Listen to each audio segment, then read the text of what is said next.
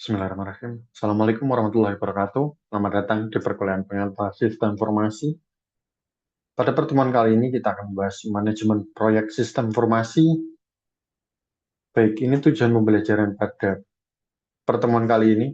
Yang pertama menjelaskan konsep dasar manajemen proyek sistem informasi, mengidentifikasi elemen penting, mendeskripsikan tahapan siklus hidup proyek sistem informasi, merancang perencanaan dan evaluasi proyek, kemudian menganalisis peran dan tanggung jawab tiap individu dalam tim proyek sistem informasi.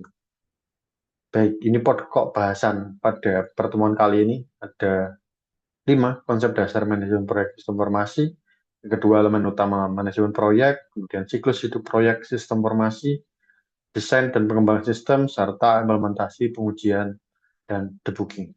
Kita membahas manajemen proyek, apalagi khususnya sistem informasi, kita perlu melibatkan perencanaan dan pelaksanaan yang terorganisasi. Jadi ketika kita membahas manajemen proyek, kita perlu membuat perencanaan yang cermat. Kita perlu membuat pelaksanaannya terkoordinasi.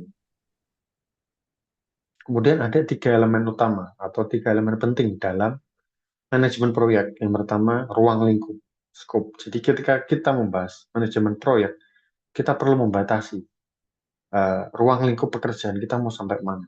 Kemudian ketika kita membatasi itu, untuk apa? Untuk menghindari scope creep atau penambahan fitur yang tidak terencana dapat mengganggu jadwal dan juga anggaran. Kayak misal tiba-tiba dari klien kita, dari orang ingin memberikan pekerjaan ke kita, tiba-tiba ada fitur tambahan yang di luar dari scope kita. Nah, itu bisa terjadi scope creep, bisa mengganggu biaya, waktu, dan sebagainya. Malah proyeknya bisa nggak selesai. Oleh karena itu, kita perlu scope, kita perlu membatasi ruang lingkup dari pekerjaan kita.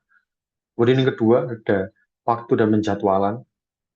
Jadi pengelolaan waktu dilakukan dengan membuat jadwal yang realistis dan detail, misal menggunakan Gantt chart atau diagram jaringan, network diagram. Jadi kita tahu, minggu ini kita menyelesaikan apa, minggu ini kegiatan apa saja. Kemudian minggu depan, kita mengerjakan apa yang harus ditaati bersama. Jadi ketika kita memastikan proyek ini berjalan, kita sesuai dengan Gantt chart tadi, sesuai dengan uh, diagram jaringan aktivitas apa yang harus dilakukan pada minggu ini, minggu depan, dan minggu-minggu selanjutnya.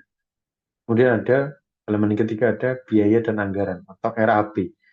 Harus dikelola secara ketat mulai dari mengestimasi biaya, mengalokasikan dana, serta melakukan monitoring terhadap pengeluaran proyek. Jadi tidak bablas, tidak berlebihan, malah kita bisa menyesuaikan proyeknya mau berapa pengeluarannya, realisasinya sudah sampai berapa, dan memastikan orang-orangnya dibayar, orang-orangnya yang mengerjakan ini bisa dibayar dengan selayaknya. Makanya kita perlu membuat rencana anggaran biaya atau RAB. Kemudian ada elemen lain, elemen manajemen proyek, ada kualitas dan pengendalian mutu. Jadi ketika kita membahas hasil akhir atau produknya, kita perlu ada standar dan prosedur ditetapkan untuk memastikan bahwa produk yang dihasilkan memenuhi ekspektasi. Pengendalian mutu dilakukan melalui serangkaian tes dan audit internal. Jadi tim melakukan serangkaian tes, kita memastikan produknya ini sesuai mutu kita nggak, apakah dia bagus, apakah sistem informasinya ternyata banyak, nge-lag-nya banyak, uh, rentannya maksudnya banyak yang tidak bisa diakses, banyak yang fitur-fitur belum lengkap, dan lain sebagainya. Kita perlu ada QC, quality control dari produk kita. Kemudian ada elemen lagi, sumber daya manusia dan komunikasi. Kita perlu manajemen tim proyek dan komunikasi yang efektif. Seperti yang pertama ada pembagian peran, kedua tanggung jawab, serta pentingnya rapat rutin. Jadi ketika kita memastikan orang-orang ini bekerja, ya bekerja dengan orang-orang ini melakukan role-nya, melakukan tanggung jawabnya, itu yang sesuai dengan manajemen sumber daya manusia ini. Dan ada juga manajemen resiko, identifikasi, menganalisis, dan merencanakan respons terhadap resiko yang mungkin muncul sama proyek dengan pembuatan risk register, dan strategi mitigasi. Jadi ketika kita mengadakan proyek, manajemen proyek, khususnya sistem informasi, kita bisa mengidentifikasi, menganalisis, dan merencanakan. Kayak misal, kalau nanti kita buat sistem A, sistem informasi A, bagaimana tentang keamanannya, bagaimana tentang information security-nya, bagaimana tentang fitur-fiturnya, apakah fitur yang sudah lengkap, kemudian bagaimana dengan tampilannya, user interface-nya, apakah kita bisa memberikan, mengidentifikasi, menganalisis kebutuhan tadi. Kemudian kita bisa responsnya, bagaimana kita kayak misal terkait information security, kita bisa merespon untuk memberikan perlindungan terhadap sistem informasi kita. Jadi elemen tadi penting untuk kita kuasai dalam menggunakan manajemen proyek sistem informasi. Kemudian dalam membangun sistem informasi itu, dalam manajemen proyek sistem informasi itu, ada berapa langkah sih, ada berapa siklus hidupnya. Ini siklus hidupnya. Jadi ada 5 langkah. Yang pertama, ada inisiasi, project initiation. Kemudian yang kedua, project planning and evaluation, itu perencanaan. Kemudian ada project execution atau production, jadi itu eksekusinya, kita membuat produknya. Kemudian ada project monitoring and control, kita memastikan semua berjalan dengan baik, proyeknya berjalan sesuai dengan tahapan, sesuai dengan Gantt. Kemudian tadi ada quality control-nya. Kemudian terakhir ada project closure atau penutup, di mana setiap tahap ini mencakup aktivitas kunci yang mendukung kelancaran dan keberhasilan proyek. Kita bahas satu persatu. Dari pertama, project initiation. Dari dalam project initiation, itu ada fase perencanaan proyek. Yang pertama, ada identifikasi kebutuhan dan tujuan. Siapa yang ingin menggunakan, siapa yang akan menggunakan, tujuan proyeknya mau sampai mana, mau mengembangkan sampai mana, realistiskah, jelaskah, yang mana harus disetujui dalam tim. Kemudian pemetaan stakeholder, menentukan pihak-pihak yang terlibat atau terdampak untuk mengelola ekspektasi dan komunikasi proyek. Kira-kira ketika kita membangun sistem informasi ini, siapa saja stakeholdernya, siapa saja pihak-pihak yang terlibat, mulai dari desainer UI UX, misal dari programming, front end back end-nya siapa, kemudian bisa project manager siapa, itu perlu dipetakan sampai ke usernya nanti, kira-kira siapa yang akan menggunakan. Kemudian rencana kerja dan timeline. Menyusun aktivitas proyek secara terstruktur dengan alat bantu seperti work breakdown structure, WBS, ataupun Gantt chart. Jadi kita bisa menentukan kegiatan mana yang harus dikerjakan dulu, kemudian kegiatan mana yang menyusul, dan lain sebagainya.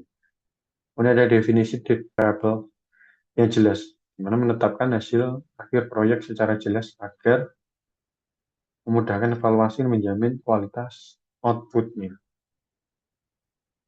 Ini rencana kerja dan timeline, jadi kita bisa menggunakan work breakdown structure atau WBS, di mana setiap tahapannya, misal tahapan 1.1, kegiatan 1.1, di breakdown lagi, ada sub kegiatannya apa saja, kemudian mana yang harus didahulukan, mana yang harus dilakukan segera, kemudian bisa menggunakan Gantt chart juga lebih mudah karena terstruktur, minggu ini mengerjakan apa, hari ini mengerjakan apa, kemudian bulan ini mau sampai mana pekerjaannya, mau diselesaikan yang mana dulu, kemudian nanti uh, evaluasinya seperti apa, bulan depannya harus mengerjakan apa, itu bisa dengan Gantt chart juga.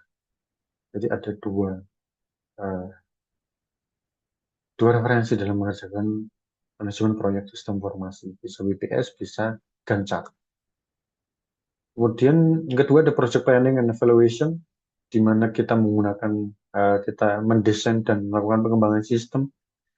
Ada dua perencanaan arsitektur sistem dan alur kerja. Fase desain melibatkan pembuatan blueprint dari sistem yang akan dibangun, termasuk struktur database, modul sistem, dan alur interaksi antar komponen. Jadi ketika kita bahas ini, desainnya arsitektur sistem ini, kita perlu kayak membuat TRD-nya, kita membuat blueprint-nya, kita membuat misal SQL atau struktur database-nya akan seperti apa, hubungan antar entitas yang seperti apa. Jadi perancangan arsitektur sistem dan alur kerja. Yang kedua ada pengembangan Ada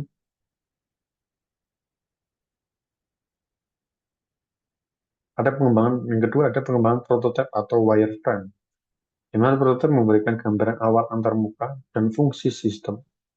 Wireframe berfungsi sebagai sketsa kasar yang nantinya akan diubah menjadi produk akhir. Pendekatan interaktif memungkinkan feedback awal sehingga desain dapat disempurnakan sebelum pengembangan penuh. Jadi dalam fase project planning dan evaluation, fase desain dan pengembangan ini, kita membuat wireframe kayak pojok kanan bawah ini. Ketika ada project execution atau production-nya, ada fase implementasi dan pengujian. Jadi kita bisa membuat produknya, menguji produknya, kita bisa lakukan pertama pengujian fungsionalitas dan UAT, user acceptance testing. Kita ingin memastikan apakah pengguna bisa menerima dari sistem informasi kita atau tidak. Pengujian dilakukan untuk memastikan bahwa setiap fungsi sistem berjalan sesuai spesifikasi. UAT melibatkan pengguna akhir, end user-nya, yang mencoba sistem, lalu memastikan bahwa sistem memenuhi kebutuhan mereka sebelum resmi di-launching, sebelum resmi diluncurkan. Ini salah satu bisa pakai metode System Usability Scale atau SUS. Ada beberapa poin SUS score, apakah dia bisa diterima, apakah skornya bagus, jelek, ataupun yang lain. Kemudian ada debugging dan perbaikan kesalahan. Selama proses pengujian, ditemukan bug atau kesalahan teknis harus segera diidentifikasi dan diperbaiki. Debugging merupakan proses sistematis untuk menemukan sumber permasalahan dan memastikan sistem stabil sebelum rilis final. Nah, ada project monitoring dan kontrol, fase implementasi dan pengujian, ada pemeliharaan rutin untuk menjaga performa informasi.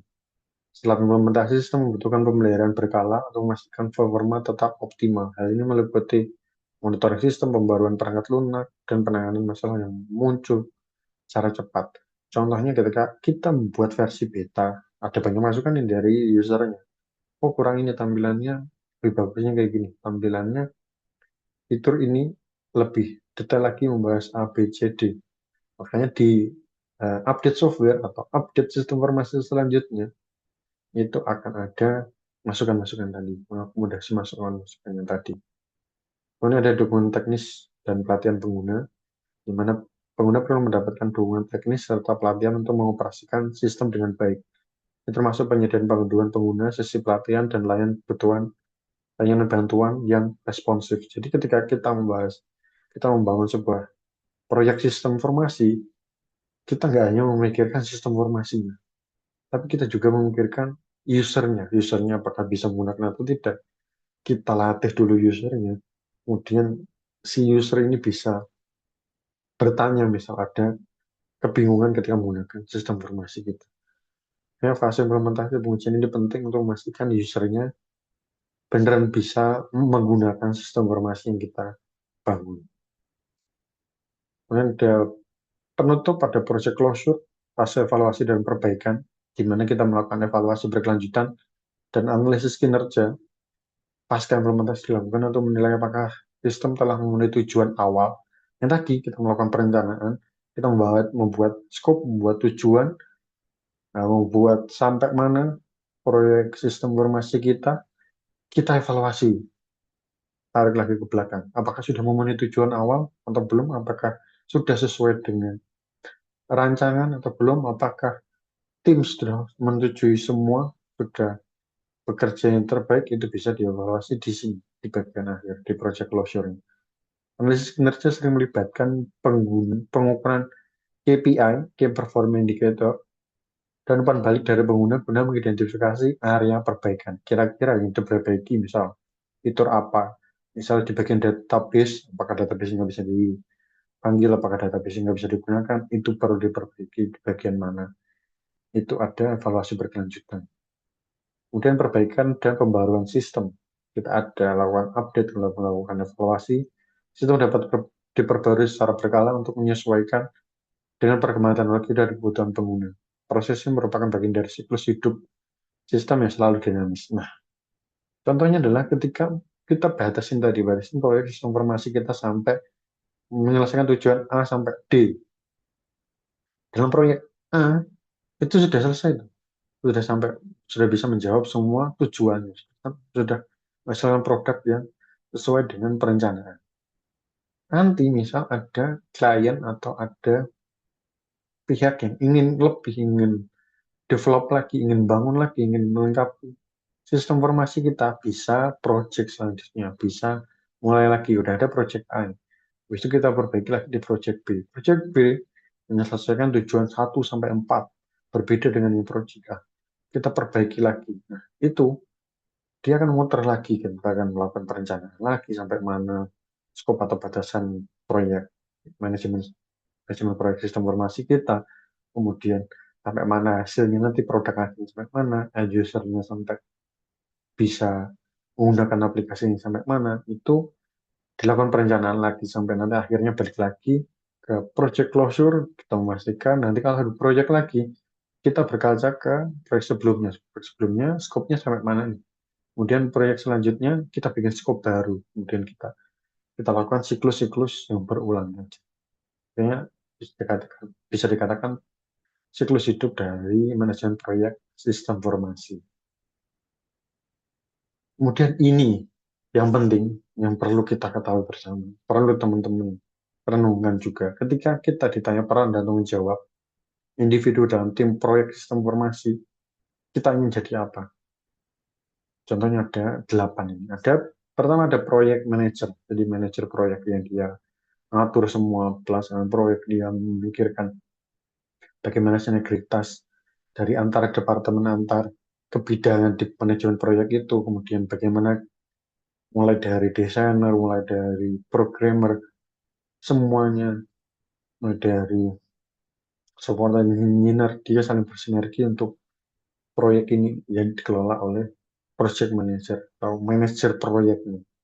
Kemudian ada business analysis, kira-kira siapa yang akan menggunakan ini, kemudian siapa yang akan butuh sistem informasi ini. Kira-kira dalam masuk pasar, kita bagaimana cara-caranya, itu dianalisis oleh bisnis analis. Kemudian ada sistem arsitek atau desainer, arsitek sistem, jadi dia membuat wireframe, tadi membuat ERD-nya, dia membuat uh, user interface-nya, kira-kira tampilannya ke seperti apa, didiskusikan bersama, setujui, baru lanjut ke developer atau programmer. Programmer membangun sistemnya, front end, back end, dan dia memprogram bagaimana sistem informasinya akan berjalan, bagaimana tadi sesuai dengan blueprint tadi, sesuai dengan uh, rancangan yang awal, kemudian dia mengimplementasikan, dia membangun sistemnya sampai ke jadi sebuah produk. Kemudian ada QA, ada quality assurance atau testernya. Ini semacam kita mencoba kira-kira sistem informasi kita yang sudah kita bangun, ini apakah sesuai dengan ekspektasi, sesuai dengan perencanaan awal. Nah, itu dites oleh tester atau quality assurance. Kemudian ada support engineer atau teknisi. Kira-kira ketika membangun sebuah manajemen proyek sistem informasi, nggak bisa semuanya menjadi alpha, nggak bisa semuanya menjadi pemimpin. Harus ada supportnya, harus ada teknisi yang membantu dalam proses pembuatan proyek sistem informasi ini. Kemudian ada spesialis dokumentasi. Jadi ketika PDD-nya nggak hanya dia membangun proyek sistem informasi yang penting jadi, tapi prosesnya, bagaimana proses tadi bisa berkembang, bagaimana perencanaan tadi sudah sesuai atau belum, kita akan ada evaluasi tiap minggu, tiap bulan, itu perlu ada spesialis dokumentasi. Kemudian ada stakeholder relation atau penghubung stakeholder. Kira-kira ketika kita membangun sistem informasi kita, siapa saja penggunanya, stakeholder penting, pemerintah, industri, itu siapa saja yang ingin membutuhkan sistem informasi kita, yang akan menggunakan sistem informasi kita, itu ada tanggung jawab dari stakeholder relation atau penghubung dari stakeholder. Apabila ada kurang dan salah, saya mohon maaf. Saya akhiri, wassalamualaikum warahmatullahi wabarakatuh.